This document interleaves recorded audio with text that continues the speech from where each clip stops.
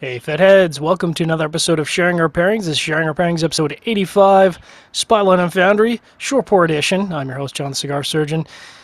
Broadcast around the world in the Armed Forces Radio Network and, of course, on YouTube and every podcast app out there. If you aren't listening on podcast, you should be. Search for cigarfederation.com and search any podcast catcher out there. We're everywhere.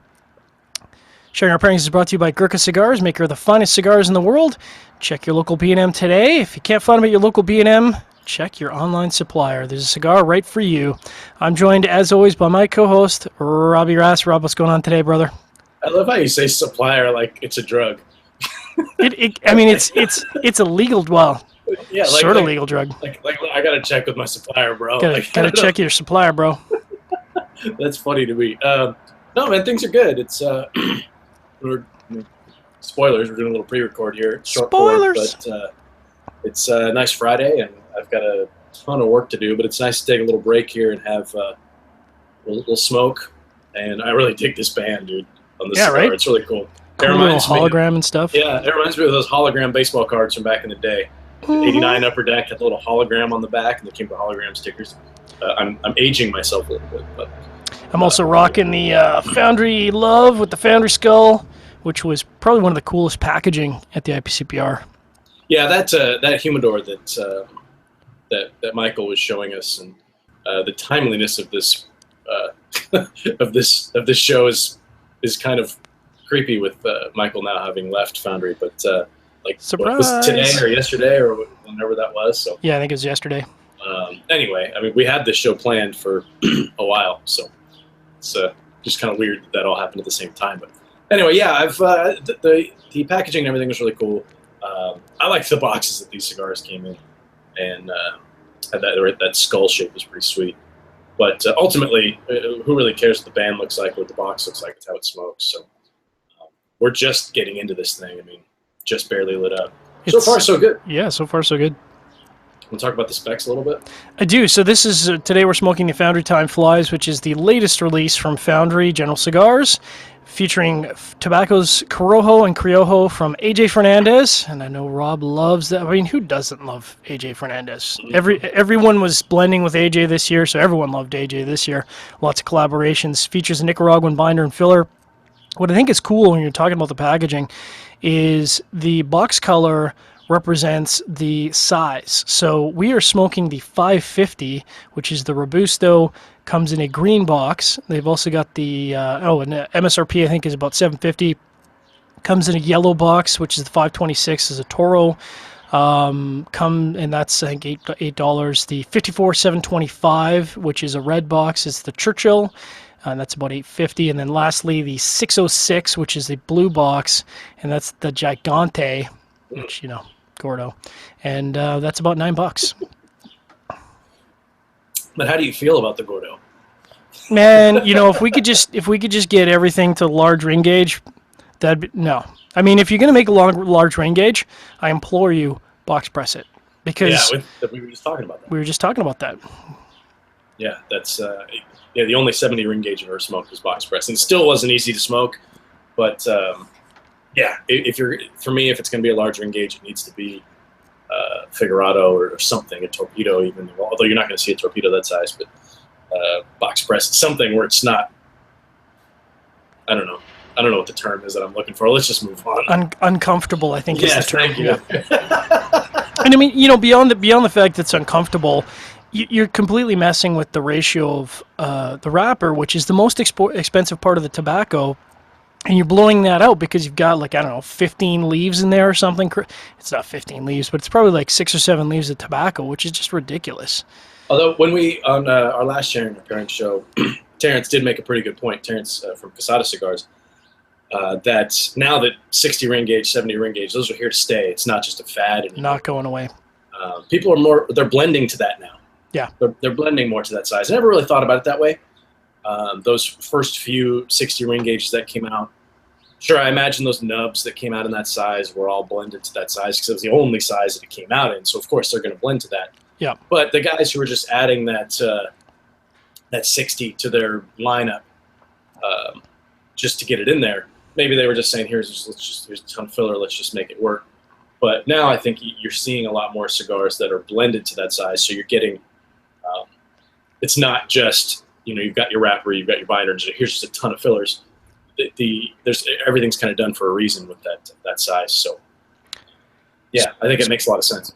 Speaking of, just a throwback to Terrence on Sharing Our Pairings, on our last episode of Sharing Our Pairings, I placed an order and I've got a 5-pack of the little shorty, which I want to say it's the Brauhaus coming, and then a couple of the Nicaraguan coming.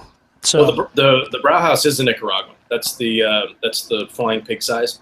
Okay, well I got a 5-pack of what the Dominican is, and then a 2-pack of the. I must be thinking the Brauhaus is the 2-pack of the Nicaraguan I've got coming. So I've got some coming. So we'll be definitely featuring some more Oktoberfest pairings in the near future here, because that was a lot of fun. I really enjoyed that.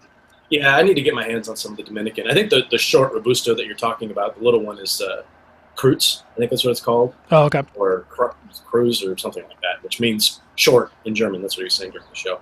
Because I've got a couple of those that are from 2011 or 2012, like the one that you were smoking, and I'd like to bring those out too. So that could be fun. But I'm looking at the wrapper, or not the wrapper, the band on this thing, and they've got it's got a story. Yeah, I was looking at this, and I don't know if you noticed this, but it's you want to read it off? Yeah, it's almost like little mantras.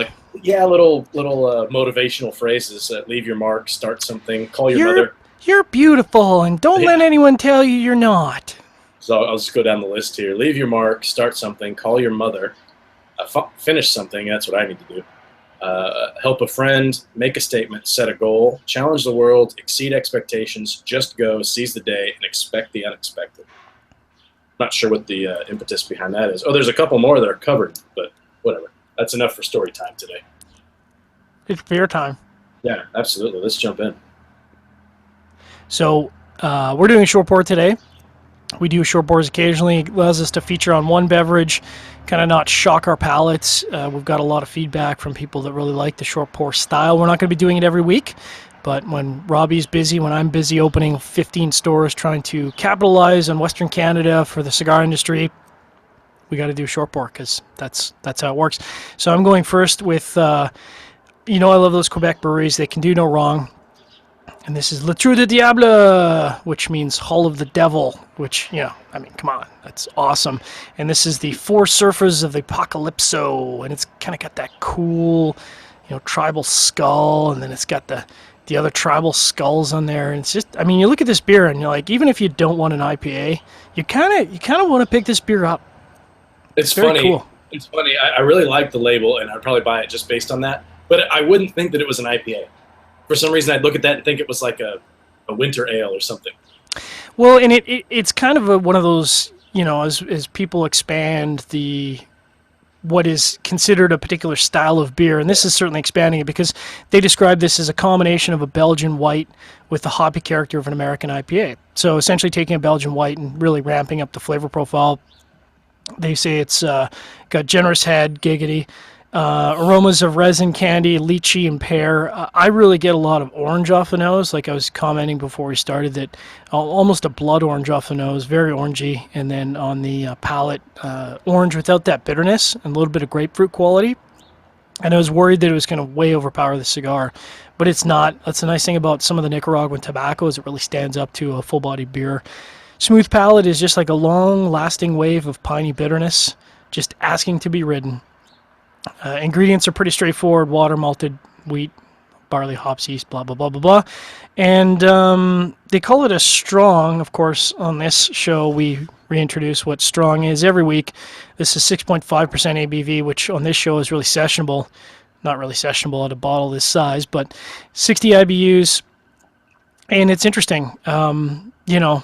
I'll let you talk about your beer. I'll just say that this cigar is settled in nicely. It's started out with some great spicy character and maybe hints of pepper. What I like about AJ's blends is that he blends for body. He doesn't just dial everything to 10 and, there's not one character note, flavor note that's just blasting everything out of the park. And I'm actually getting some chocolate notes here as the first year kind of settles in. What do you got going on for beers? I'll jump into the beer in a second. The spice is it came and went really fast at the beginning. Yeah. Both on the tongue and on the retrohale. it's really woody to me. Yeah, I got a Very, lot of cedar. very woody profile. A lot of hay and things like that. I want it to kind of thicken up and get a bit more richness in there. Not a lot of sweetness. You're talking about some chocolate. I'm hoping that shows up in mine. I'm not really getting much of that, but it's not that I don't like it. I'm actually enjoying it. It's a bit lighter than I thought it was going to be, at least in body, like you were just talking about. So hopefully that it's going to pick up here in a little bit. But it's actually going really well with my the beer that I'm pairing with, which is we both went. Well, I went with more of a traditional IPA, the Zombrew IPA from Epidemic Ales, and they are literally right down the street from me, Concord, California. They are, I say right down the street. They're a couple miles away. Epidemic. It's Canadian walking distance. Yeah, right. They've been around. Pulling up their website, their tap room opened on January 2nd of this year, 2016. So the tap room hasn't been around that long, and I believe that I pulled up the Zombrew here on Beer Advocate, and it was added in July of 2015. So I believe they must have been bottling this before their tap room opened up. But just a little baby brewery. Yeah, they've just barely been around. It's six owners, and they just started as homebrewers. They don't talk about it too much here on their site. It just says it's a joint venture that began as a hobby. The idea behind a hobby is that you have to love it. We love what we do, but honestly, how could we not? Because they're making beer, and they've got a handful of different things on tap. They don't have a list right here. I was just down there with my wife probably 3 months ago, and they had 7 or 8 things on tap. The beer that they're known for is their Nightshade. I believe it's Nightshade, and it's a barrel-aged vanilla stout, and it is quite tasty. It's a little bit on the sweet side for me. Okay. Yeah, and I actually liked. They had the regular stout before they barrel-aged it, and I actually thought that was more in my wheelhouse. It wasn't quite as sweet. But still very, very good. So the Zombrew IPA, 7% ABV. Although everywhere you look online, it says it's 9.6. So I'm thinking that it must have been a double IPA when they first released it, and have since changed. Stepped it down. Yeah, because this one's only 7%. I say only. That's still pretty high for for just a kind of a regular beer. 7% is pretty good. Kind of got that nice honeyed orange color to it. Not a lot of head on it, but a lot of citrus. And you probably heard me when I cracked open the bottle just before the show. It's like a ton of citrus and tropical fruit from the hops right up when you crack the bottle. And on the pour, you get a lot of that. Same thing, a lot of that tropical fruit. Tangerine and I think we're grapefruit. Beers are very similar. Looks like you're a little bit on the lighter side, and maybe I don't know, a little. That's got more haze to it. Maybe an unfiltered situation you got going there, but cloudy goodies. They don't break down too much about the hops and things that are used. They just describe it as a frighteningly good IPA with medium malt body that allows you to really sink your teeth into the 5 different hop varieties. I'd be curious to see which hops are in here. That's a lot of hops. Your mouth will be murdered. Whoa. With violence, striking but balanced bitterness, and reanimated with the subtle fruit flavors and snappy dry finish. Nice. And the artwork on their stuff is really cool. You can check them out at epidemicales.com. But so far, the pairing's doing really well. How are things working out for you there? It's good. I was really worried when it started, and like you said, I think this Foundry Time Flies started out a little bit lighter than, and it settled in nicely to about a medium level. If it had stayed where it started, I would have been very concerned about this IPA running it over. I'm just going to give a little shout out about Trou de Diable. They opened in 2005, and the name is a reference to a whirlpool called the Cauldron, which is at the bottom of Shawinigan Falls. Now, everyone in Canada knows where Shawinigan is, even though it's a little tiny town in Quebec, because that's where one of our prime ministers, Jean Chrétien, came from. And if you've got some time, go to YouTube and Google, or YouTube, the Shawinigan Handshake, which was an infamous incident where a protester got in the face of our prime minister And in Canada, unlike in the States where the Secret Service would have jumped on him and taken him down, our Prime Minister just took care of business. Just grabbed him by the throat with one hand and grabbed his face with the other hand. And we call it the Schwinnigan handshake because he kind of just took him down by himself. And I didn't really think much of him as a Prime Minister, but that was definitely a hallmark moment in Canadian history. But getting back to this beer, it's nice. I think if we'd gone to a double IPA or something hoppier than this, it absolutely would have run over the nuances of the cigar. I think this is really as heavy as I would go. We were talking maybe doing porters possibly, and I think you could get away with a porter here as long as it wasn't too sweet. Stouts, I think, would be way out of the line to pair with this cigar because I think a stout would just run it right over. I think an IPA is perfect. And John was saying we were thinking about going stouts, and I've got a shake chocolate porter here from Boulder Beer that I was going to crack open. And until I noticed that, and I don't know if you can read that, it says, enjoy by August 25th of 2015. So that's over a year ago that this beer's enjoy by date came and went. So we decided to pass on that. I think that a porter would be way too much. Mm-hmm. You know what I mean? I'm thinking I wouldn't want to go much more than like a brown ale, maybe. Although an Irish stout might be interesting because Irish stout, yeah, that could be an interesting call. Although I think this IPA goes really well. There's the flavor profile of Zombrew. It's very fruity on the nose, but right up front it's more piney, right? You get a little bit of that dankness in there, and the finish has more of that citrusy quality to it. So right off the bat, you're hit with those piney notes, which I really dig in an IPA. For sure. And it's a bit more herbal, right? And there's kind of an herbal quality to this cigar, like a floral quality. Herbal's not the right term. Floral is the right term. More of a floral quality from the cigar. It brings that out a little bit in the beer as well. But I'm almost like the character of gin, kind of. Yeah, like a juniper berry. Not quite that strong, but yeah. I'm getting more of that floral stuff, and I still get those woody notes from the cigar, and a little bit of like a baking spice is starting to come around on the retrohale. It started out as kind of like a white generic heat, as opposed to like a red pepper spice or something like that. But now it's kind of morphing into something that's got a little bit of sweetness to it on the retrohale, almost kind of a nougaty sweetness in the retrohale as well. It's kind of funky now. It's you get that it almost takes that fruit flavor from the cigar, and you get kind of like a creamsicle kind of thing, like an orange creamsicle kind of situation. Orange Julius. I don't know if they had those up in Canada. Absolutely. Yeah, but yeah, something like that, and it's a refreshing pairing actually. And we talk about IPAs and thinking that they're going to be tough to pair, but every time we do it, I feel like it works. We're just that good, really. We're just that good. So talking about this, I'm kind of getting into the middle third here, and that cedar is definitely built in intensity. Like the cedar is almost taking over the profile from the spices that were there, because the spices were very nuanced, but there is a nice cocoa powder, like you're talking about a nougaty character, and I'm getting like a powdered cocoa that's kind of counterbalancing.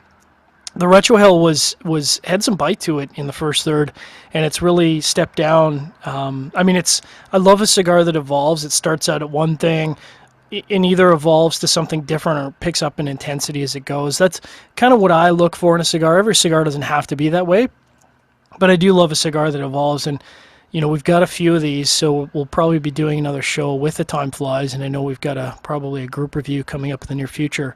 But I'm impressed so far. I mean, I didn't read before I started the cigar, so I try to keep it as blind as possible. But the fact that this has AJ tobacco and comes from AJ's factory totally makes sense. Like this smokes like when you've smoked enough cigars from a factory and you smoke something made by somebody else from that factory, you go, okay, yep, I can totally see this coming from that factory. Yeah, it's definitely got some AJ characteristics to it. And, the more that we're getting into this, the intensity in the retrohale is picking up. The intensity of the spice, that is, on the retrohale is definitely picking up. But it's got more flavor to it. It's not just heat. There's that. Maybe there's a little bit of cocoa powder that I'm getting in there that you're talking about. Maybe not. But it's definitely more of a baking spice, and a little bit of that sweetness on the retrohale. It's kind of nice. It's not overpowering. But again, it's the wood characteristics for me are really the main focus, which is a little bit unique. I mean, usually a at least for me, when I'm picking up those wood notes, they're more secondary than to be kind of the focal point. And you get just that woody notes and some spice, a little bit of sweetness, not a ton of richness in here, not a lot of, not really much earthy quality at all. Which I'm okay with, because I'm Yeah. not a huge fan of dank, peaty earth. Unless I'm smoking something super full bodied, I'm generally not in the earth. That's one of the flavor profiles I'm not really a big fan of personally. Yeah, I mean I don't know, what's the price point on this? You said like $8? $7.50 MSRP, which is $7.50? very reasonable. I mean, you look at the packaging. Packaging presents itself like a $9 cigar, but I mean, $7.50 on a Robusto. That's a nugget that most people, even the guys who are price conscious, can probably pick up a couple or a 5-pack at $7.50. That's not bad. Yeah, I'm thinking if it's $7.50, you can probably find a 5-pack online somewhere in like the $35 range. Absolutely. But that's not bad for a 5-pack. And this has the kind of cigar where you can grab it and smoke it really at any time. It's not going to blow you away in strength, but there's enough flavor here to keep you interested. It's definitely got some transitions, like you said. I mean, you can go back to the beginning of the show. Things really have changed as the cigar goes on. Nice construction, nice burn. It's not like one of those cigar of the year type cigars, but I don't know that that's really what their goal was. It's just it's something that I could pick up and smoke really at any time and enjoy it. So, and I get to me, what's funny about those cigars of the year is that now that I see things from a retailer's perspective, cigars of the year are great and we love them, but they don't necessarily sell at a B&M unless, they appear in the top 10 cigar aficionado, then people go nuts. But like typically highly rated cigars don't necessarily perform well in the real world. This is the kind of cigar that that performs really well in the real world. Like this, I'm not going to name other brands, but I can think of like a half dozen other brands that you don't think of as a showcase brand, but they sell every day, all day. And this is, to me, the kind of cigar that appeals to a pretty broad audience. And like you said, I could absolutely see myself sitting down on a Saturday afternoon, crack an IPA, and have one of these bad boys and be satisfied with that experience. yeah, exactly. That's kind of what I was getting at. It's not a special occasion cigar. It's kind of like an everyday cigar, and that just feels so negative to say that. But yeah, but it's a positive. Yeah, and it pairs well with IPA. I mean, and this IPA it's a middle of the road IPA. It's not overly hoppy. It's not overly danky. It's not too far in one direction. So you get a little bit. It's I don't know. It's just a very approachable IPA in my opinion, and that nice little citrus punch right on the end, almost like a little palate cleanser going into the next puff of the cigar. It's really really satisfying, and I want to try this. If we do a full show on this, I'm definitely going all IPAs now because I'm curious to see how it would do with. Or maybe a brown ale too, something like that. Maybe to focus a little bit more on the sweeter side of things. But yeah, I'm curious to see how it would pair against other things. Yeah, and the tasting notes, they talked about this for Surfers of the Apocalypso as being a very piney finish, but I actually find it to be a very short piney finish. And I think if it was a big IPA where some of the West Coast IPAs have a lot of pine notes to it, I'm not sure the bitterness of that pine would necessarily go well if it was super piney. I'm not sure it would go really well with this cigar because I think, for me, pininess tends to be pretty dominating in the palate, and I think that might run over the cigar a little bit. But yeah, like you said, we keep talking about how hard it is to pair with IPAs, and yet here's another cigar that pairs beautifully with an IPA. So yeah, it turns out it's not that hard. Yeah, absolutely. I mean, if I go with another IPA, I'd probably go. If I had to choose, I would go more on the hoppy side as opposed to more on the danky side. Mm-hmm. Like you said, just because I feel like both would work, but I think going with something that's a bit more hoppy, it's going to have more fruit characteristic to it. That just makes for a more pleasant pairing experience, I think, with this particular cigar. For me, I think there is definitely a place for those pine forward and danky IPAs. I have to be in the mood for those myself, but yeah. There's pairings out there that would work. I just don't know if this is one of them. Talking about this cigar as kind of an everyday cigar, you look at the Vitolas, it really is blended to be that marketplace. We talk about being that particular Vitolas like Lancero or Corona. They don't really necessarily sell that well in the actual marketplace. Cigar geeks love them. Guys who are hardcore cigar smokers love them. But for the B&M, they don't necessarily move very well, and I think they obviously, based on the flavor profile, I'm assuming, they said, well, this is a cigar that's going to appeal to a pretty broad audience, so let's make sure the vitolas are appropriate for that audience, and they've done that. I think it'd be interesting to try this in a Churchill, little bit of a smaller ring gauge. Even a Gordo, I'd be curious to see how it performs in the larger ring gauge. But in this Robusto, I'm a happy camper. I'm enjoying this all day long. Yeah, this is the kind of cigar you'll find in a Robusto, a Toro, and a Gordo. And, maybe they'll throw a Churchill in there. I don't know. Churchills really sell anymore, but maybe throw a Torpedo in there. But those are your basic sizes, and that makes sense for a blend like this. Definitely works with the Zombrew. And, Epidemic Ales, if you're in the area, I don't think they distribute too far, but they're definitely in the San Francisco Bay Area. So if you're around, check them out.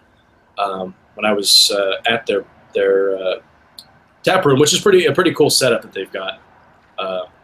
I'm looking on their website. They don't have it listed anymore, but I want to say that they had an Irish style red ale that was very good, and I don't see it here. They've got an amber that I've had that was good. There's a brown that I didn't have. Their pale ale was solid. There's a couple of other ones here that I have not tried. The Nightshade, of course, is quite tasty. Their lager was actually really good. Lager at World's End, and their artwork is cool. They've got a couple of new ones. Hurricane Effie is an American wheat, and Brain Bash Wet Hopped IPA. So I'm curious to try those two out. I ended up picking up, I think, 3 other Le Trou du Diable releases, so they're kind of all over the place. I've got a strong ale, I've got a stout, I've got something else that I can't remember the name of because I just buy more than I drink. But I'd be interested to try those different styles now that I like this particular, Belgian IPA mashup. I think it'd be interesting for me to try another release from this particular brewery with this cigar to see how it performs, whether it's better, worse, the same. And that to me is kind of fun. You get a style from a brewery that's really good. Sometimes that can be a good indication that you're probably going to, it's like a cigar from a manufacturer. You're like, well, this is really key to my palate. And I find the same with beers. If I have a couple styles from a brewery and I go, okay, well, they obviously are key to my palate, so I can probably try a bunch from them and it'll all be interesting or good. Yeah, one last note, I think we're running out of time here, on the cigar. As we're getting to the midpoint here, the finish on it is very dry. Yeah. For me, and the flavors are pretty dry, but in a good way. Where I think that's why, and this IPA has kind of a crisp finish to it, so it doesn't linger too much on the palate. So I think that's why they're mixing really well together. I don't know if I'd want something that lingers too much with this, because the flavor that you're getting from the cigar, you hit with those woody notes, bam, and you get that spice on the retrohale, and a little bit of sweetness, but that's it. And then it's like, boom, it's done. Yeah, very short finish. Dry finish, which is unique. This is kind of a unique cigar, man, and I'm looking forward to doing a review. I'm curious to see how this would end up scoring for us. There you go. So that's the Foundry Time Flies. Check out your local B&M, and if you can't find it from your local B&M, you can certainly ask them, or I'm sure this is one you'll be able to find at your online supplier all over the United States, because this, like I said, I think this is going to appeal to a pretty broad audience. We'll be back next week with another live Sharing Our Pairings, and I think we might have to switch it up, maybe go for some brown liquor, maybe some rums, bourbons, or spirits, some scotchy, because it's getting to be a little in the chilly character up here. I might bust out some of those scotchies. But appreciate everyone who's tuned in to this short pour edition of Sharing Our Pairings, episode 85. Check us next week. We'll be live. You can get your questions in at cigarfederation.com. And again, check us out on your local podcaster app if you don't have time to watch us live. And who does at this point? Everyone's so busy. I love listening to podcasts in the car. It's kind of my jam now. So you can definitely find us on podcast catchers. Just search for Cigar Federation. Thanks very much for checking out another Sharing Our Pairings. We'll be back next week. And as we say on Sharing Our Pairings, drink better, but drink less. So I feel like because we're on this NFL kick, maybe we should get our NFL picks out, because I got, so we're kind of we're recording a week ahead, so it's so are we still live? We still live. Oh, okay. That's good. I didn't tell you to go fuck off or tell anybody else to go fuck off. That's right. But I mean, certainly, if you want to go fuck off, you're certainly welcome to. We're not going to. So, are we going to do next week's picks right now? That's right. So we're going to do the week 4 picks. Okay. which again, we're doing it blind, so we don't know how teams performed in week 3 yet, other than the Patriots, who we've watched the Thursday night game and utter domination with. I'm going to throw my hat in to be their quarterback just for a game. Yeah, they should do like a fan, like a promotion, and just pick a fan. Like just the absolute total middle finger to the rest of the league. I mean, it's I expected them to win because, frankly, the team has got a lot of talent. It's got a Hall of Fame coach. I don't think, even though I hate the Patriots, I respect them. And there's no doubt in my mind that Bill Belichick is one of the best coaches in NFL in the last 20 or 30 years. And he's taken a team of talent and he puts in a quarterback that I don't even remember the name of the quarterback they started. And not only did they beat the Houston Texans, they blanked them. Like, it was just a complete domination. Like, just an utter crushing, 27-0. Like, that's nuts. Yeah, you can tell that the defense. I didn't watch the game, but you could tell that the defense, based on the stats, they just kind of stepped up and said, "Look, we need to win this game." Yeah, and the defense needs to carry them, and they did, and they've got the talent to do that. So God bless them.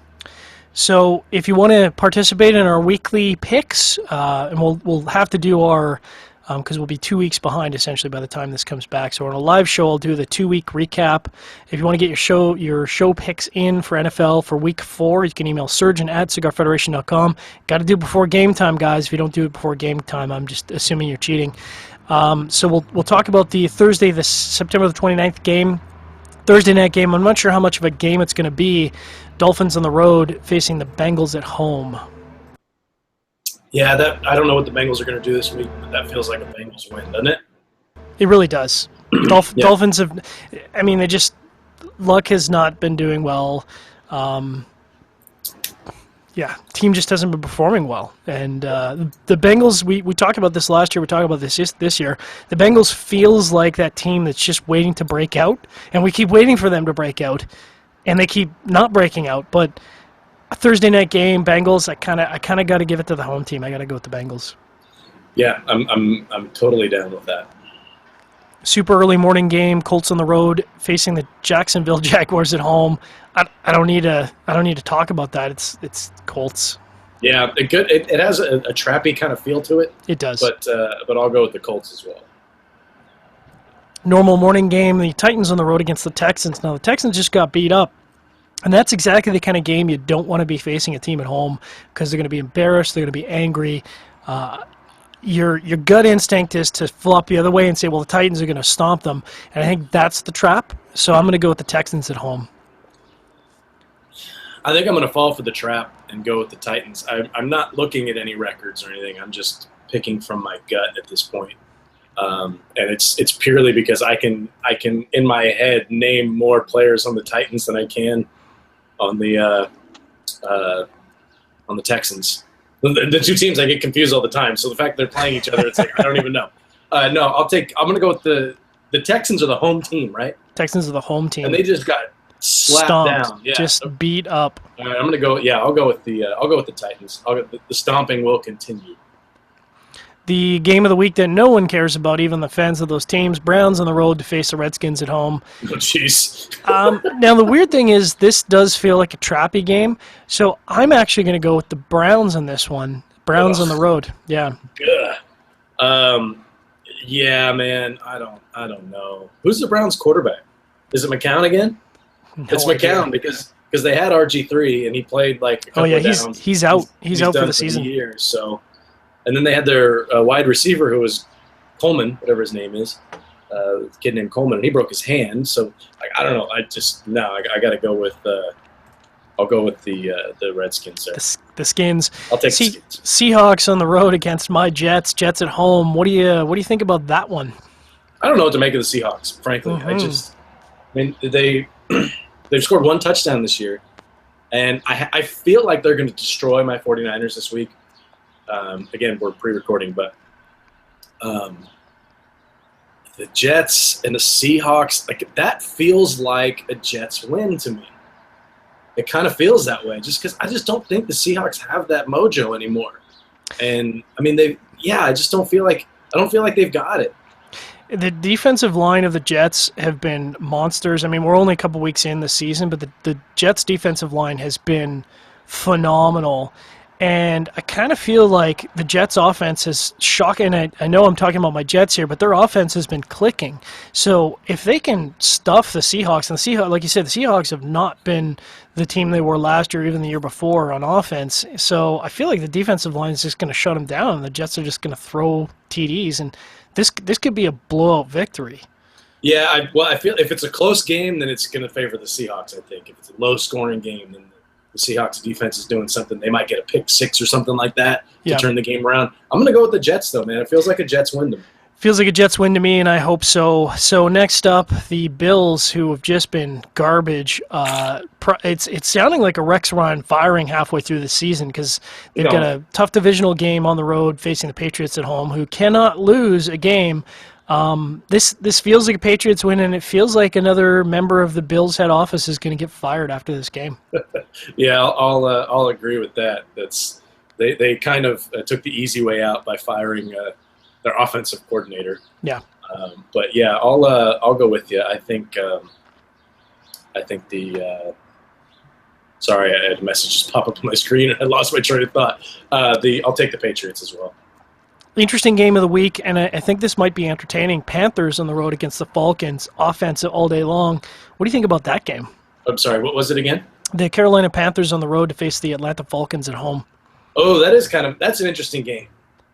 That's an interesting game because I think against the 49ers, the Panthers showed that their defense isn't quite as good as it used to be. Yeah. But they also showed that I think Cam Newton is the best player in the NFL. He elevates everybody on his team. He's the Michael Jordan of the NFL right now, and everybody can be Scottie Pippen. It's kind of how it feels. No offense to Scottie, but it's unfortunate that he gets stuck with that that label. But yeah, I mean, God forbid if you put some actual talent around Cam Newton, like what would happen? Imagine Cam Newton on the Patriots right now. It would just be gross. Yeah, but but then you're talking about the Falcons, who, I mean, Matt Ryan is looking pretty good. He's looking good, and they're mixing up their run game. They've got people to throw the ball to as long as Julio Jones can stay healthy. I think that Mohamed Sanu, I think, is playing for them this year now. It was formerly with the Bengals. They've got a high octane offense. So it's an interesting type game. Who's the home team? It's in Atlanta, yeah? It's in Atlanta, yeah. Oof. Yeah, I don't know, man. I'll take the Falcons. I'm going to take the home team. When I don't know, I take the home team. Yeah, I don't know either, so I'm going to go with the Falcons, but I think that'll be the game to watch for the week. That sounds like a really entertaining game to watch. Yeah, and here's another game that I don't know what to make of it. The Oakland Raiders on the road facing the Baltimore Ravens at home. Yeah, I don't know what's up with the Ravens, man. Undefeated before we know what happened in week 3. Yeah, I just don't get it. And the Raiders, they can score. And I really thought that the defense was going to come around much more before the offense did, because they've got some young studs on defense too. I think the Raiders are really close to being a good football team. Absolutely. As much as that pains me to say it, but may as well have some good football in the Bay Area, outside of Stanford. Yeah, that's a tough matchup. Where is it? It's going to be in Baltimore. Road win in Baltimore would be nice for the Raiders. A road win in Baltimore would be nice, but you know what? I got to go with the Ravens. I feel like a home team, something like that. Their defense can step up. I mean, I know Ed Reed and Ray Lewis aren't back there anymore, but they still got some talent on defense. So, and their offense has shown that they can score. I'll go with Baltimore in there. Ray Lewis is too busy selling cigars. I'm going to go with the Raiders in that one. I'm going to fall into the weekly trap of the Raiders. So we got a split pick there. Detroit Lions on the road facing the Chicago Bears at home, who just look like garbage. This is another garbage game. I don't know that anyone cares about it, but what's your make? When you said Lions on the road, and the Lions to me are that team that they can throw the ball deep, even though Megatron is gone. And they can still throw the ball, but they're used to playing in that dome. Yep. And I'm thinking they're on the road. Okay, who are they playing on the road? They're probably going to lose. They used to the Bears. Like, oh God, I feel like the only team. I feel like the Bears could beat the Bengals, not the Bengals, the Browns, and maybe the Rams, and that's it. Yeah. Yeah, I got to go with Detroit on that one. Me too. I can't pick against Stafford after his amazing Week 1 performance. Here's an odd game of the week in the afternoon. Denver Broncos on the road facing the Buccaneers at home. Mm. Did Denver won in Week 2, right? They did. They squeaked out a win. They've actually, Squeaked out both of them. well, they squeaked out because their offense has just been continuously garbage, but their defense, like I haven't looked at the stats, but I gotta think they're like number 1 or number 2 defense in the league right now. And they're playing the Bengals this week. And Yeah. and then they're going on the road to play Tampa Bay. And Tampa Bay is a team that I kind of feel like they could win like any given week. Yeah. If they can get their act together, they could win any given week. Their offense is clicking, and they're using those guys out of the backfield. Even if Doug Martin's hurt, I think Charles Sims is a really good little back, and he catches that ball in the backfield. He's explosive. They've got targets. I mean, I don't know what Winston is a quarterback. I don't know what he's doing, but man, that feels like a trap game a little bit, doesn't it? Right? Absolutely. And I don't know if the trap is – I'm not sure which team the trap is. It's start your kicker. If you got a Tampa Bay kicker or a Broncos kicker, start them that week. That's got like 15 to 12 written all over. Absolutely. Man. But you know what? I'm going to take Denver because there's a pick 6 in there somewhere. All right. I'm gonna go Bucks because I think we both fell into the trap. I think we fell into the trap. So unless it ends in a tie, one of us has got to win that game. The God, I hope that game ends in a tie. That'd be hilarious. So the Rams, LA Rams on the road, facing off against the Arizona Cardinals, who, again, we talked about last year. The Arizona Cardinals were your pick to make it to the Super Bowl, and they had a great record. They haven't really had consistency this year just yet, but the Rams are just complete garbage. So, yeah, I'm gonna go with Cardinals. What's that? They haven't scored a touchdown yet. Mm-hmm.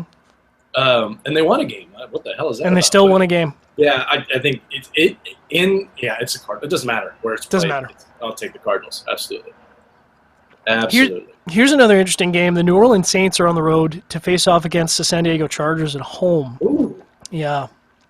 Take the over, baby. Take the over. Yeah, and it's weird because the Saints defense really hasn't shown up. I mean, we talk about the Saints, and it's always like who can score the most touchdowns, and the Chargers aren't necessarily, well, especially with Woodhead out. I don't know if Woodhead's going to be back in Week 4, and this is the trouble with picking in advance. But the Chargers are a reasonably balanced team where the Saints are just an offensive-only team.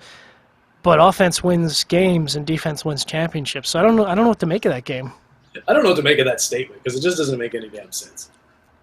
Yeah, but that's how it is. Offense wins games, defense wins championships. I'm not buying that. Yeah, crap. I don't like the Chargers, so I'm going to pick the Saints. I'm going to have to go with the Chargers. And I think I've fallen into the trap for that one. I'm going with the Chargers, even though I want to pick against them. Next up, the Cowboys, still featuring Dak with rookie quarterback who seems to be the little engine that could on the road, facing your San Francisco 49ers at home. Oh, crap.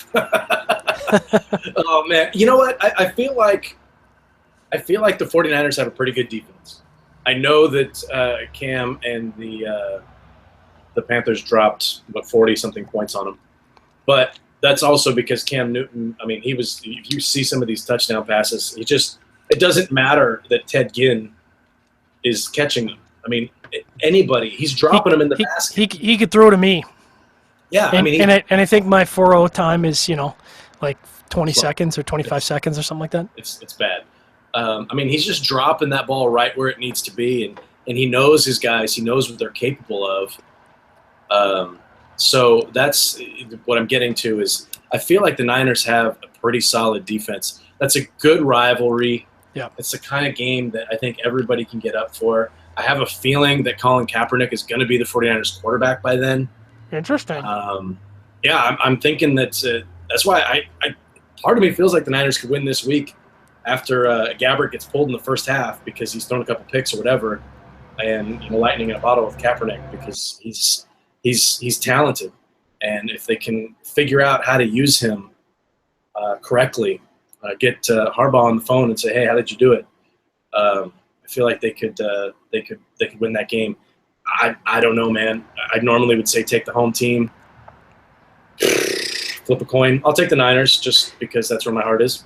I normally would pick the Cowboys, but I feel like this has got a Niners win written all over it. I feel like you said, I think their defense is gonna stifle the Cowboys. And I think Dak, being a rookie quarterback, that's the kind of game that could get him off his game. If he was a third or fourth year quarterback, I'd probably pick the Cowboys. But as a first year quarterback, I got to go with the 49ers in that one. Niners could be 3-1 after that game. Yeah, They won't be, but they could. they could. You never know. Any given Sunday. Now here's an interesting matchup. The Kansas City Chiefs is the evening game against the Steelers. Now, that's kind of a weird matchup because I feel like the Chiefs match up nicely against the Steelers. Steelers' defense is stout, their offense is stout, but the Kansas City Chiefs have a good defense as well. And if they can if they can control the flow of the game, if they can control the ball, that's the kind of game they can grind out. And that's an interesting game for the Sunday night matchup. Yeah, when you have a team like the Steelers where you feel like they could score on any play, when you've got Roethlisberger throwing to Antonio Brown? yeah, thank you. who can catch anywhere in the field, one-handed, backhanded, yeah, rolling down the field. Yeah, exactly, with 5 guys on them. So it's when you can do that. And are they going to have their running back by then? Tough to say, right? Tough to say with those injuries. Well, no, I think he's suspended for the first few games for smoking the pot, I think.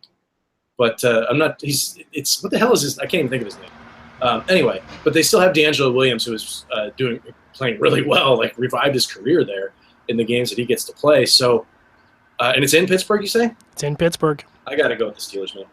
Yeah, I'm going to go with the Steelers as well, but I feel like that's got an upset written all over it. I mean, we don't know whether there's going to be injuries by that point. There could be. But a healthy Steelers team is a dangerous Steelers team. Lastly, the Monday night game, which I feel like this is a game that should have been flexed. The New York Giants on the road to face off against the Minnesota Vikings at home. I don't want to watch that game. How was that on Monday night? Terrible Monday night. Terrible. It's terrible. It's terrible. Wow. I think that's well, the Vikings could still be undefeated. Yeah. They could both be undefeated, right? I mean, the Giants haven't lost yet.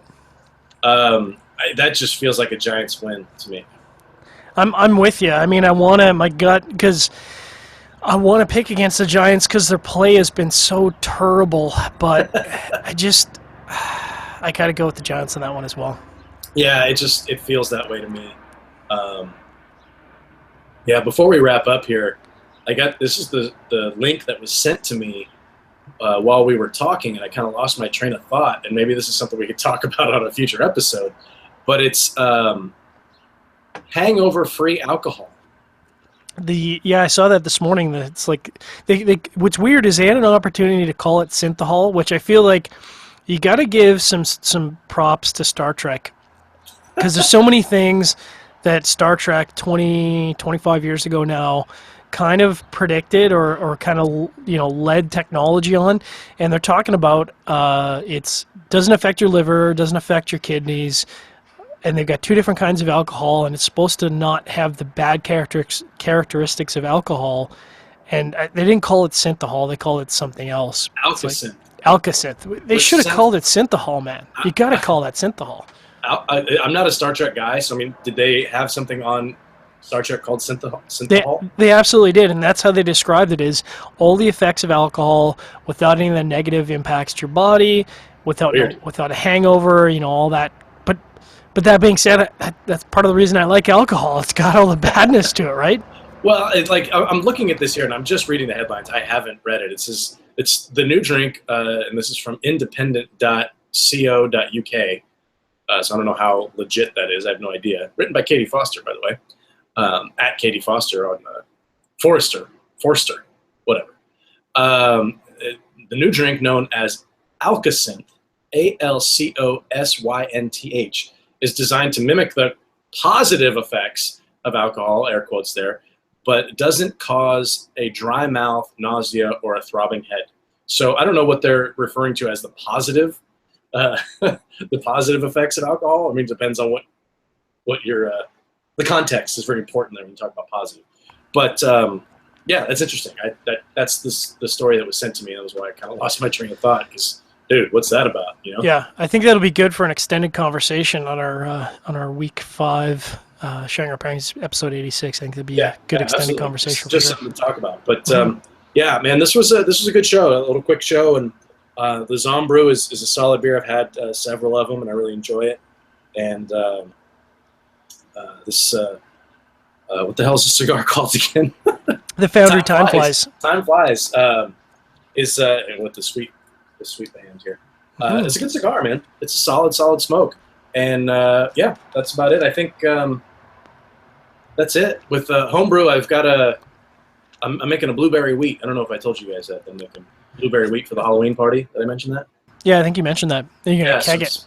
Yeah, we're gonna keg it, and I'm gonna put it on the blueberry here in a couple of days in secondary and see how that goes. I've got some blueberry puree that I'm gonna put it on, and if necessary, I can add some. They have it's like organic fruit flavor extract stuff that you can use. That just to kind of pop the flavor. Non-fermentable or?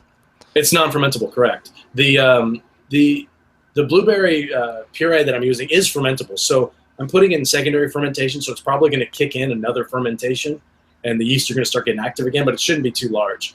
And the concern there is you start to lose that flavor. Those sugars and things that are coming from the blueberry that I want are going to get consumed.